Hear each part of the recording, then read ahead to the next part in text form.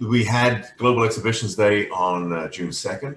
And here in the US, we promoted that under the Exhibitions and Conferences Alliance as the Legislative Action Day, our first fly-in, virtual fly-in, unfortunately. We had to do it online. Sure. But this was a continuation of the Exhibitions Day advocacy efforts that IE had started many years ago and is now taken over by the Exhibitions and Conferences Alliance, which is run jointly by SISO and IAEE. With David Dubois and myself serving as co-presidents of that group. The main focus of that advocacy work on June 2nd was to help promote the proposed Hospitality Commerce Jobs Recovery Act. It's a wide act for stimulus and support of many sectors, but it does provide for some excellent tax credits for attendees and exhibitors to participate in events. So it now has, I think, 86 co-sponsors from Congress, with a number of senators as well. And we're quite hopeful that that will continue to get more co-sponsors and actually hopefully come for discussion and votes this summer at some point. We also continue to do our case studies, our in-depth case studies. We were at the World of Concrete in Las Vegas a week or so ago, and they had Informa had a tremendously successful event there. We were wonderful to see it. The Las Vegas Convention Center opened its new West Hall building for the first time for that event. It was great to see it. I personally hadn't seen the building since it started construction, so it was wonderful to see it already finished. And there was a lot of industry folks there. We had a roundtable discussion put on by MDG and Freeman and hosted by the Las Vegas Convention and Visitors Authority. And it was great just to be in person. No masks required for those of us that were vaccinated. Pretty much anywhere in Vegas.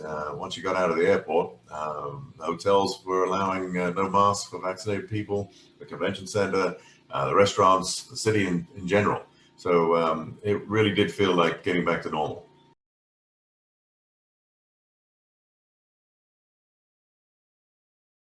$36,000, 734. Wow, amazing. It's amazing. Yeah, you blew past both your goals. I mean, I don't think there's words for the effort here, Doug. I think I speak for everyone here. Amazing. Just an astronomical amount of money that's going to help so many people. So you should be so incredibly proud of what you've achieved. No, it's been an incredible effort by everybody. Everybody has really pulled together. It's been phenomenal. For me, it's got a little bit hot here. So it's been a bit of a challenge the last couple, but one to do.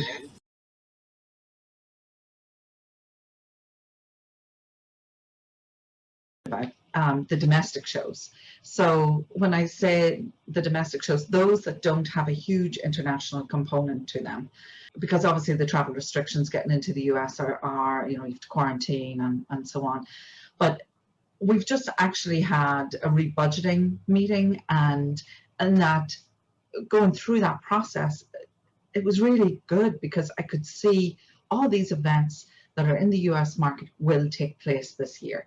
Maybe not exactly how they used to look, but they will take place. And that's really important to get not just the companies and the exhibitors and the attendees back into attending events, but also for our staff, that they can see light at the end of the tunnel, as it were, and get back to what we do best. So Seafood Expo North America, which would take place in Boston, was scheduled to take place in July.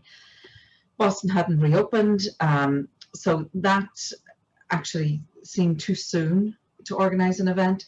So we're back on the normal schedule for March of next year, and the same for Seafood Expo Global, which will launch relaunch in Barcelona next April. All those events are looking very strong, even as we, the further out we go, of course. But we're pretty excited about the fact that we think we can run absolutely everything that's domestic by the end of the year. One of the exciting things that was new in 2021 is Governor Steve Sisolak was on site to welcome World of Concrete and open the new building, because in 2020, the direct economic impact from the event was 59.6 million and 103 million in indirect economic impact. And he was excited to reopen the convention and trade show business for the state of Nevada, because traditionally Las Vegas is the #1 destination for conventions in the US. And it represents an economic impact of 11.4 billion to the area in a typical year when there's the regular amount of shows in the state of Nevada. West Hall was open for the first time at the Las Vegas Convention Center. This was a brand new building. It is a $1 billion building with 1.4 million square feet of exhibit space. It has a big exhibit hall and meeting space. There's a rooftop area, a beautiful building with all windows on the front, 3-story screen right when you walk in to the building. So it really made a statement. And this was the first event in that new building. Another really exciting and interesting thing was the Boring Company opened the Loop officially at World of Concrete. It was a $52.5 million project, and it was all constructed 40 feet below the convention center. They built tunnels. They have one-way tunnels going through underneath the convention center, connecting the West Hall with the North and Central Halls, South Hall as well. So it's all underground. It can move about 4,400 attendees per hour to the 3 stations, and it really held up. The other day I saw a report in the Las Vegas Review Journal that's where the numbers were at. There were never any lines. There was a lot of excitement generated around that people mover. In terms of the health and safety measures on site, this was the first show. There were no masks required, even though they got approvals about 60 days out for the show. Really, everything was lifted on June 1. So they were not required to socially distance, have masks. Some of the things they kept in place in terms of the wider aisles and the no carpeting. They tried to make things as contactless as possible with things like digital badges. Really, the big thing was the fact that there were no masks required for fully vaccinated attendees and exhibitors.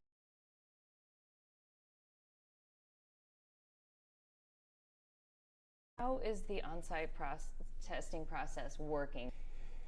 When we put this together, it had never been, as far as we know, attempted on a scale quite as large as this. In a country, early in the pandemic, testing was a bit variable, at least where you and I come from. It's fairly automated now. So what we had to do is we had to figure out how to replicate something that has quality, control, and confidence.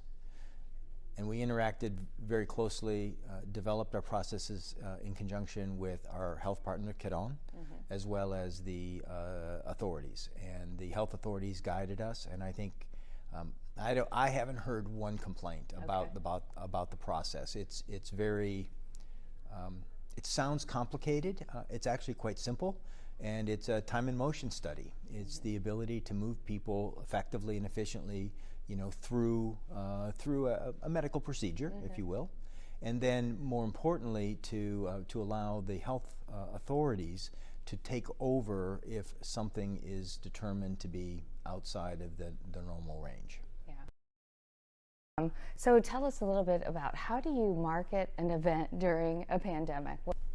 Well, I think it's really been first a story of communications before marketing, right? I mean, after the cancellation, being open, transparent, and with the world so interested in MWC and what would be the future, our attendees, the exhibitors, the people of Barcelona, Catalonia, Spain, the world.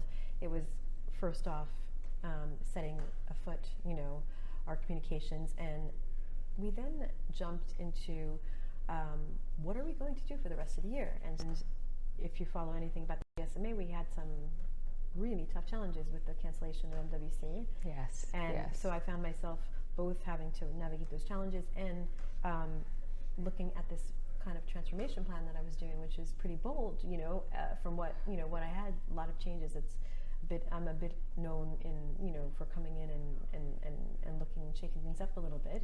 But I decided to continue on that path, and in that process, because you're asking about marketing, we in-housed our brand and contact function. We just had one person doing brand, but we in-housed more specialist skills, and I think that comes through in the visuals and we're able to turn a lot of assets out as well, which was necessary for the online events as well. Sure.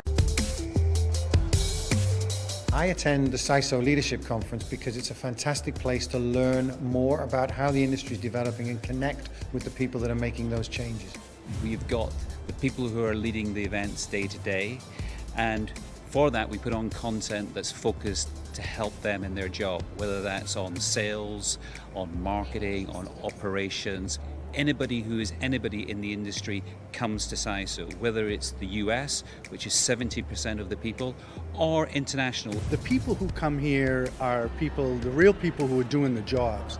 The leadership of sales in companies, the leadership in operations and marketing. The people you meet here are like-minded, and so to be in an environment where you're surrounded by people who understand your struggles and what you're striving to achieve is really empowering. And I always come back from a SISO meeting with a lot of enthusiasm. It offers the very tactical day-to-day education that we need for my teams to help them do their jobs.